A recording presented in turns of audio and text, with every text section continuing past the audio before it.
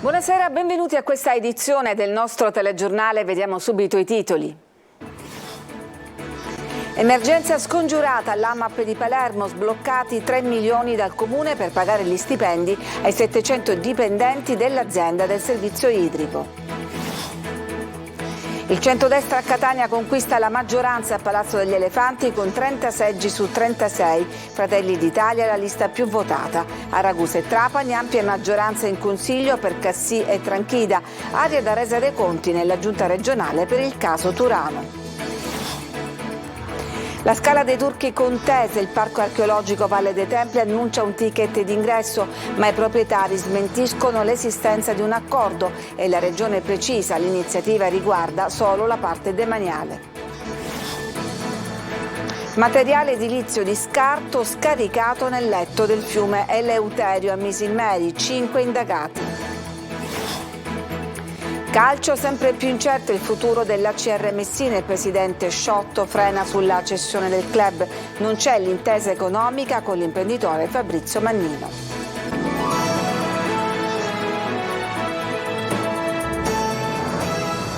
Buonasera, come avete sentito dai titoli sono salvi dunque gli stipendi dei lavoratori dell'AMAP, l'azienda che si occupa del servizio idrico. Dal comune di Palermo arrivano infatti 3 milioni per pagare dipendenti e forniture. Al momento scongiurata l'emergenza. Marco Gullà. Nel primo pomeriggio arriva la notizia più attesa. Si intravede la luce nella delicatissima situazione dell'AMAP, l'azienda del comune di Palermo finita con i conti sequestrati per una vicenda giudiziaria nella quale sono coinvolti anche alcuni suoi ex vertici. La procura ha accolto parzialmente l'istanza presentata dal legale della società. I 3 milioni messi sul piatto dal comune di Palermo andranno quindi direttamente su un conto corrente e serviranno a coprire le spese per pagare gli stipendi dei lavoratori e garantire il carburante ai mezzi. Insomma, non ci sarà emergenza cittadina, considerato che fino a questa mattina i dipendenti avevano manifestato davanti alla prefettura di Palermo tutto il loro disagio per non aver ancora ricevuto lo stipendio. L'AMAP, che oltre a svolgere il servizio idrico integrato nella città di Palermo, garantisce l'approvvigionamento idrico ad altri servizi a vari comuni della provincia, quindi non si fermerà. Questo sicuramente da un lato può essere considerato un passo avanti e su questo versante esprimiamo sicuramente soddisfazione perché i lavoratori possono ben sperare rispetto al fatto che a brevissimo gli stipendi verranno erogati.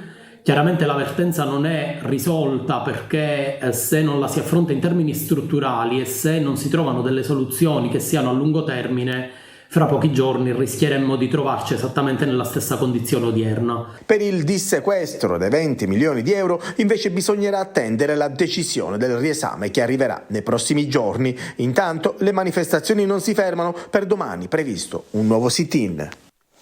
Un forte temporale si è abbattuto nella zona di Carini in provincia di Palermo, dove un torrente si è ingrossato fino ad esondare. Strade scantinate e allagati anche nella vicina Capaci e a Isola delle Femmine. Diversi gli interventi dei vigili del fuoco in soccorso di automobilisti rimasti bloccati a Palermo. Alcune strade sono allagate e si sono aperte pericolose voragini. Ad Altofonte alunni sono stati evacuati da una scuola. E siamo adesso alla pagina della politica. Centrodestra piglia tutto a Catania. I partiti che hanno sostenuto Enrico Trantino conquistano 30 dai 36 seggi. In Consiglio Comunale c'è ancora incertezza sull'attribuzione di un seggio. Tra le opposizioni si salva Caserta, che va oltre il risultato delle sue liste. Luca Ciliberti. Catania attrazione centrodestra, la coalizione stravince in città e in generale in tutti i comuni chiamati nel voto nell'Interland etneo. In città vince Fratelli d'Italia e il nuovo sindaco Enrico Trantino certifica per la prima volta a Giorgia Meloni la guida di una grande città. È un unicum in Italia. Le 7 liste del centrodestra totalizzano il 70% dei voti, il candidato sindaco però va sotto le liste di 1 migliaio di voti e totalizza il 66% delle preferenze, il 13% in più però rispetto al suo predecessore Salvo Pogliese piemontese nel 2018. L'ex sindaco, oggi coordinatore regionale di Fratelli d'Italia, però festeggia anch'esso e trova il successo della sua lista a Catania. Si piazza prima con il 15% dei voti, ai quali si aggiunge l'8,5% della lista Trantino. Complessivamente il 23,5% per l'area dei patrioti catanesi, e Pogliese si prende anche una rivincita sulle malelingue che lo volevano in calo in città, centrando l'elezione di 8 consiglieri comunali suoi di riferimento, tra i 10 eletti certamente in Fratelli d'Italia e lista Trantino. Ballerebbe ancora il 7° eletto nella lista Fratelli d'Italia, che porterebbe il totale a 11. In 2 consiglieri comunali superano le 2000 preferenze personali, sono Daniele Bottino e Andrea Barresi, entrambi uscenti. Ottimo risultato anche per gli autonomisti. Le 2 liste di Raffaele Lombardo, Grande Catania e Movimento per le Autonomie, portano in consiglio 6 rappresentanti. Bene anche Forza Italia, che prende il 12% ed elegge 5 consiglieri. Tra questi spiccano Riccardo Pellegrino, che si era candidato a sindaco alle ultime amministrative da indipendente, e Pier Maria Capuana, giovanissimo ex assessore a San Giovanni alla Punta. La Lega piazza 5 consiglieri con l'11% e in provincia risulta sempre primo partito. Anche Totò Cuffaro festeggia il suo 6% che gli garantisce oggi 3 seggi in aula. Rimuginano le opposizioni. Malissimo il Movimento 5 Stelle, prende solo 2 consiglieri. Tra questi non ce la fa l'ex deputata Gianina Ciancio, che perde il seggio al photo finish. Il PD potrebbe alla fine salvare la debacle totale vedendosi assegnare per qualche manciata di voti un 4° seggio, che arriverebbe proprio a discapito di Fratelli d'Italia. Discorso a parte per il candidato sindaco Maurizio Caserta, che entra in consiglio comunale da miglior secondo, prende 4.000 preferenze in più e supera di 6 punti percentuali le liste che lo sostenevano. Vediamo adesso nel dettaglio i risultati nelle altre 2 province, Ragusa e Trapani, dove il sindaco è stato eletto al primo turno. Roberta Lunghi. Con la vittoria schiacciante con il 62,92% di Peppe Cassi a Ragusa e del suo movimento civico vengono messi in ombra i partiti nazionali di destra come di sinistra, dove al primo posto c'è il PD con l'8,38%, a seguire Fratelli d'Italia con il 7,54%, il Movimento 5 Stelle con il 5,93%. Tutte le liste a sostegno di Peppe Cassi superano lo sbarramento del 5%. A supporto del sindaco rieletto andranno 17 seggi. Peppe Cassi, sindaco Ragusa 2023, ha ottenuto 8 seggi grazie al 27,96% della lista più votata. A Partecipiamo Ragusa Futura vanno 4 seggi, 2 seggi ciascuno sono andati alle liste Ragusa Prossima e Ragusa Terra Madre. Un seggio è andato a De Luca per Ragusa. Le liste a supporto di Riccardo Schininà che entreranno in consiglio comunale saranno il Partito Democratico, 2 seggi, anche Generazione Demos con 2 seggi, infine un seggio a Territorio. Non spetterà un posto di diritto a Schininà come secondo eletto per non avere raggiunto il 20% delle preferenze. In consiglio comunale a Ragusa entra anche Fratelli d'Italia a sostegno di Giovanni Cultrera, ottenendo un seggio anche al Movimento 5 Stelle che sosteneva Firrinceli. Il consigliere più votato a Ragusa fa capo alla lista Cassi sindaco, si tratta di Gianni Giuffrida con 1017 voti. Trapani, altro capoluogo che riconferma il suo primo cittadino in Giacomo Tranchida con il 42,45%, mostra in consiglio comunale la predominanza delle liste, in particolare quella a sostegno di Maurizio Miceli, secondo arrivato, con la lista Amo Trapani, Miceli sindaco, che è la più votata con il 16,49% e che ottiene 3 posti in consiglio comunale. Sono 16 i seggi raccolti complessivamente dalle liste a sostegno del neoeletto Tranchida, che superano tutte la soglia di sbarramento del 5%. A Trapani Tua con Tranchida 4 seggi, Polis Tranchida sindaco 2 seggi, così come Trapani con Coerenza, Sviluppo e Solidarietà, i Democratici, Tranchida il sindaco per Trapani, Uniti per Trapani e Trapani al centro. 7 seggi in consiglio comunale vanno alle liste che hanno sostenuto il candidato di centrodestra con l'unico simbolo nazionale di Fratelli d'Italia, che con il 9,76% ottiene 2 seggi, 2 anche a Noi con la Sicilia. Tra gli eletti con Uniti per Trapani c'è Giovanni Parisi, che ha ottenuto più di 500 voti. Nell'isola cresce la voglia di centro, pur con Fratelli d'Italia sempre in testa, brucia però il risultato di Trapani, frutto di una spaccatura per la quale adesso proprio Fratelli d'Italia chiede conto alla Lega, con prevedibili conseguenze anche sulla giunta Schifani. Manlio Viola. Lo scontro era nell'aria da tempo e questa volta il presidente della regione non lo eviterà. Il risultato elettorale di Trapani agita la coalizione di centrodestra alla regione. Se è vero che proprio il centrodestra ha vinto quasi ovunque, proprio a Trapani la rielezione del sindaco di sinistra uscente Giacomo Tranchida brucia. Brucia perché il candidato di coalizione, Miceli, ha ottenuto un buon risultato e non è arrivato distante dal sindaco eletto. E se al suo fianco ci fosse stata anche la Lega, la vittoria sarebbe stata a portata di mano. Ma gli uomini di Mimmo Turano, assessore regionale regionale, ex UDC e oggi in giunta proprio in quota Lega, sotto le insegne di una lista civica, hanno corso con e per Tranchida. Un tradimento percepito come tale anche da Schifani. Adesso a formalizzare la richiesta di intervento è Gianpiero Cannella, coordinatore di Fratelli d'Italia a Palermo, che vuole la testa di Turano, politicamente parlando.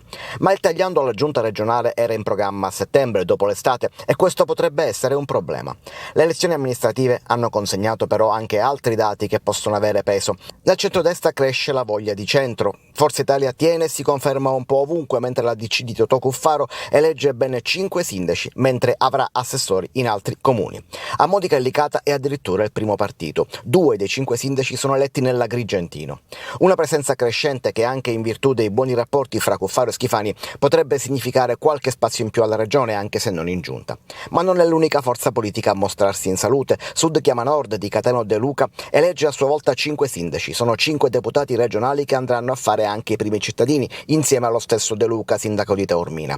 Resta da capire la collocazione politica di questa formazione, che con le opposizioni dialoga davvero poco. Si disegna uno scenario che comincerà a chiarirsi però soltanto dopo i ballottaggi. Incidente mortale sulla strada Vittoria Scoglitti, la vittima è Sergio Scribano di 37 anni di Vittoria. L'uomo viaggiava in sella ad una moto che si è scontrata con un'auto. L'incidente si è verificato nella tarda mattinata nella zona di Contrada Zafaglione. Scribano è finito sull'asfalto ed è morto poco dopo l'arrivo al pronto soccorso. Ad Agrigento diventa un caso la nuova gestione pubblica della Scala dei Turchi, con l'affidamento al Parco della Valle dei Templi e il pagamento di un ticket di ingresso, ma i proprietari smentiscono. Ci dice tutto Davide Sardo.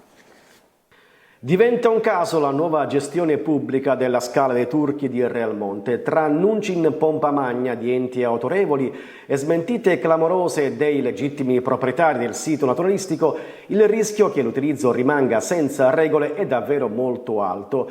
Ma andiamo con ordine. Ieri, durante la cerimonia di riapertura della villa romana di Durrueli, è stato annunciato l'affidamento della Scala dei Turchi al Parco Archeologico della Valle dei Templi, con il pagamento di un biglietto per accedere in sicurezza alla Scala dei Turchi. La possibilità, anzi più che una possibilità, di una convenzione che stiamo proprio mettendo a punto negli ultimi giorni di questa settimana,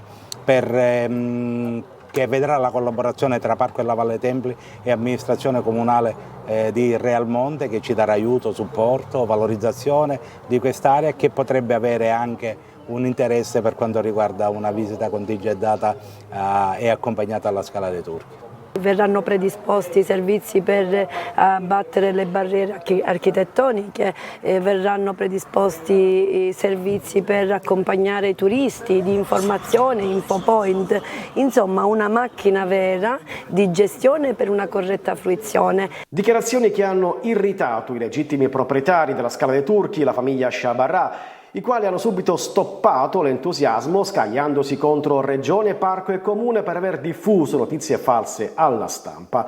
Senza il nostro consenso, si legge in un comunicato diffuso agli avvocati Scozzeri e Cremona, non si ha alcuna facoltà di decidere i termini, i ticket, la fruibilità relative alla gestione della Scala dei Turchi. Non esiste nessun accordo tra i proprietari e gli enti. I legali inoltre rilevano che esiste una convenzione siglata alla regione tra la famiglia Shabarra ed il comune di Realmonte che affidava a quest'ultimo la gestione temporanea fino al 30 luglio 2023 della Scala dei Turchi. Nel frattempo la contesa prosegue anche nelle aule giudiziarie. A giugno si terrà al Tribunale di Palermo l'udienza relativa alla controversia civile tra la famiglia Shabarra ed il comune di Realmonte per la gestione del sito. Tutto questo mentre una nuova stagione estiva è alle porte, senza mettere la parola fine all'utilizzo improprio della meravigliosa scogliera di Marna Bianca.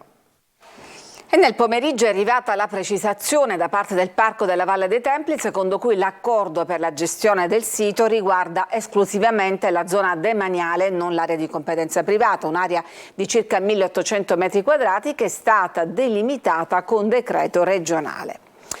E ci sono novità sul caso del solarium di Levanzo, sequestrato dalla Capitaneria di Porto e poi dissequestrato per intervento del Tribunale. Sulla vicenda interviene anche la Soprintendenza Beni Culturali di Trapani, che ha ordinato di ripristinare lo stato dei luoghi perché ci sarebbe difformità tra il progetto realizzato e quanto hanno potuto constatare i tecnici sul posto. Contro questa decisione la società che stava realizzando la struttura presenterà ricorso. Ci fermiamo, c'è una pausa per la pubblicità, torniamo subito dopo.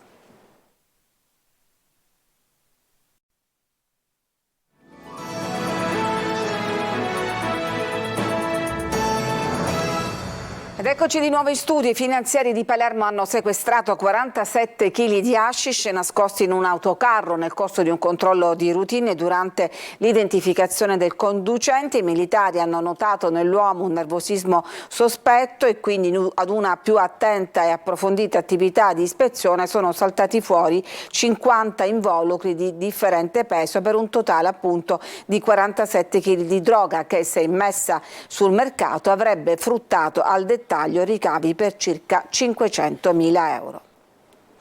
Materiali di risulta dei cantieri scaricati nel fiume Eleuterio a Misilmeri, scoperti oltre 1.000 metri cubi di rifiuti, 5 gli indagati. Sentiamo Giusy Lazzara.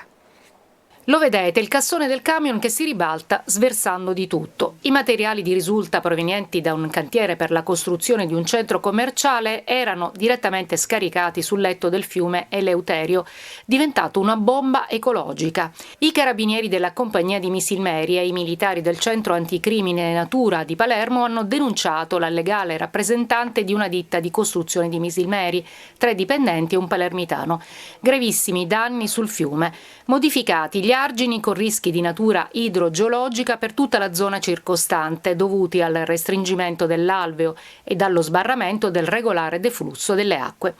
I carabinieri hanno scoperto anche 21 sversamenti illeciti, tutti sull'Eleuterio, provenienti da demolizioni edilizie, miscelati ad altre tipologie di rifiuti, di plastica, pneumatici, imballaggi e metalli, livellati poi con l'utilizzo di una ruspa. Scoperti oltre 1.000 metri cubi di rifiuti, l'inchiesta ha portato al sequestro preventivo anche di una zona di 1.000 metri quadrati, autocarri e mezzi meccanici dell'area di un cantiere di un immobile nel quale venivano stoccati rifiuti pericolosi in attesa di essere smaltiti sul letto del fiume. Il valore dei beni sequestrati ammonta a 1,5 milioni di euro. L'elenco delle contestazioni è lungo: inquinamento ambientale, gestione e stoccaggio illecito di rifiuti speciali, realizzazione di discariche abusive, esecuzione di lavori senza la prescritta autorizzazione sui beni paesaggistici, distruzione e deturpamento di beni naturali, nonché danneggiamento di acque pubbliche. Ci fermiamo, c'è un'altra pausa e poi torniamo con la pagina sportiva.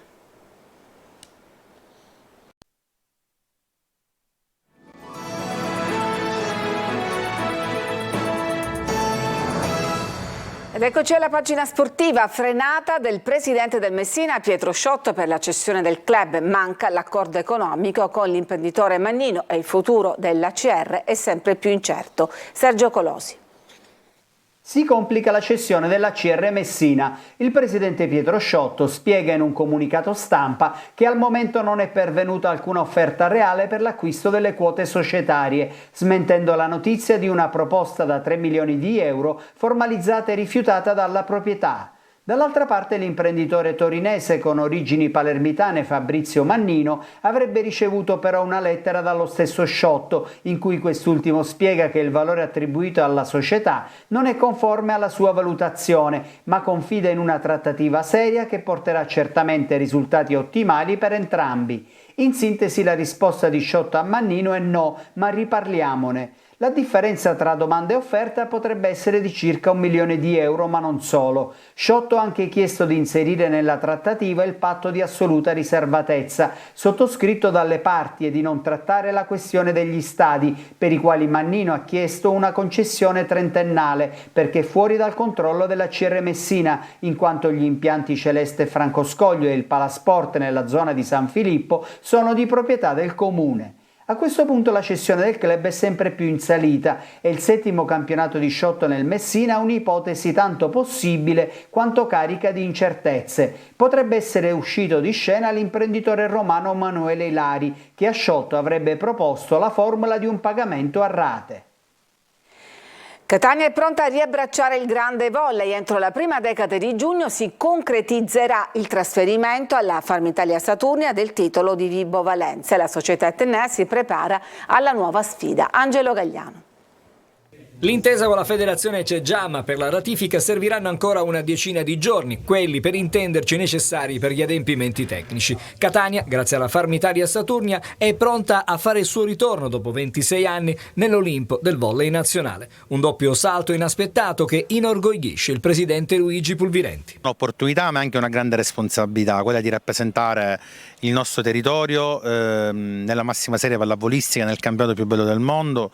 Dopo 26 anni. Adesso aspettiamo che la trafila burocratica, che ci sono dei tempi che vanno rispettati, dei passaggi burocratici che vanno confermati. Il 6 giugno il Consiglio di amministrazione della Lega ha 5 giorni per ratificare tutti i movimenti, quindi i tempi tecnici sono questi. Realisticamente entro il 10 giugno questo percorso sarà concluso. L'acquisizione del titolo di Vibo Valentia sarà, lo ricordiamo, gratuita, ma il management della società etnea prima del via libera ha valutato la sostenibilità del progetto Superlega, decisivo il sostegno economico di Farmitalia. Farmitalia c'è, ha fatto un ulteriore sforzo e supporterà tutto questo. Speriamo ci supporti anche la città e i tifosi. Ridisegnato l'organigramma societario, nelle prossime settimane la dirigenza lavorerà anche per rinforzare la squadra, che sarà allenata ancora da Valdo Cantor. Noi ripartiremo da Valdo Cantor con degli innesti importanti nel settore tecnico. Sarà un campionato molto complicato, dove il nostro unico obiettivo ovviamente sarà la salvezza.